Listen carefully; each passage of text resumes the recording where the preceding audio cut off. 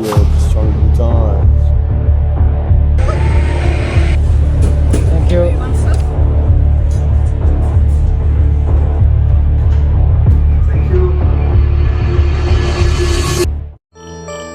E dopo qualche mese dedicato alla scuola, allo sport e al lavoro, finalmente sono riuscito a pubblicare questo video.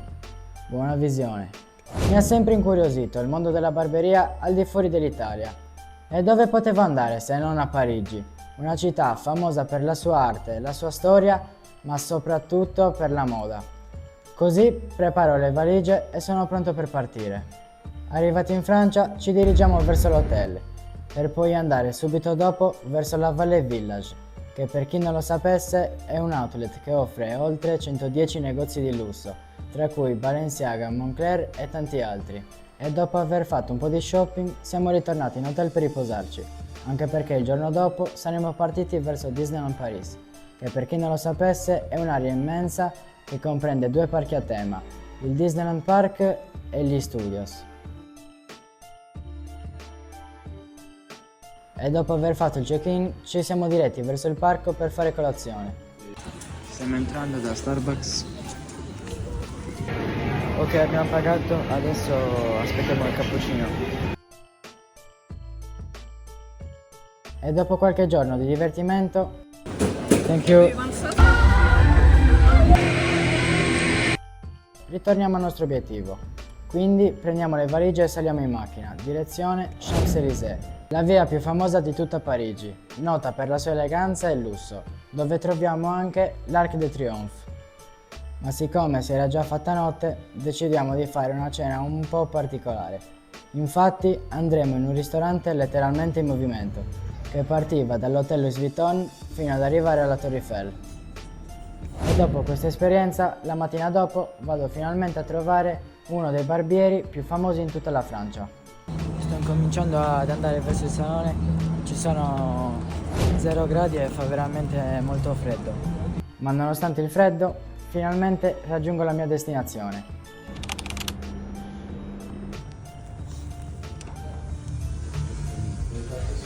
Hello. Dopo essermi presentato e avergli spiegato il progetto, possiamo iniziare, chiedendogli per prima cosa il nome. Je m'appelle Guillaume.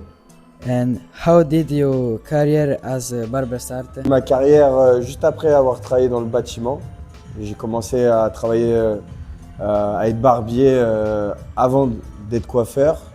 Je me coupais les cheveux tout seul en selfie cut. Après, j'ai commencé à coiffer mes collègues. Ensuite, je me suis dit pourquoi pas commencer une carrière dans la coiffure. Et c'est comme ça que je me suis lancé. Maintenant, ça va faire 13 ans que je coiffe. What inspired you chose this profession? Qu'est-ce qui m'a poussé à devenir barbier? En vrai, pas grand-chose, juste je me coupais les cheveux tout seul et voyant mes amis aimer les coupes que je leur faisais, je me suis dit pourquoi pas me lancer dans cette carrière. Je n'aimais pas forcément le travail dans le bâtiment que je faisais à l'époque, donc du coup c'est pour ça que j'ai commencé la coiffure. Ok, ma che tipo di clienti vengono qua e quali saranno i tagli più richiesti a Parigi? Ici à Paris, on a à peu près tout type de clientèle. Dans le 8e arrondissement, on a essentiellement du touriste. Après, moi, j'ai ma clientèle qui m'a suivi au fur et à mesure des années, que ce soit dans mes anciens salons ou dans mon salon actuel où je travaille chez les garçons barbiers. In your opinion, what is the best and the worst part of this job? La meilleure partie dans notre job, moi je pense que c'est de rencontrer énormément de gens, tout type de personnes, tout type de travail professionnel qu'ils font, tout type d'univers et de monde en fait. Le pire qui peut nous arriver dans notre profession, c'est de devoir effectuer une coupe de cheveux qu'on n'aime pas et qu'on trouve moche en fait. Voilà. Ok, sono d'accordo, ma avrà mai tagliato i capelli a qualche celebrità? Oui, ça m'est déjà arrivé plusieurs fois. Au tout début de ma carrière, enfin en tout cas à Paris, J'ai coiffé un acteur, j'ai coiffé aussi Christian Louboutin il y a très longtemps. Plus récemment, quelques influenceurs. S'investir dans notre métier, ne pas compter les heures et surtout travailler. Commencer par l'école, pas forcément, mais en tout cas pratiquer. C'est en pratiquant, c'est en forgeant qu'on devient forgeron. Non so se avrete notato i suoi tatuaggi, ma che cosa rappresenteranno per lui?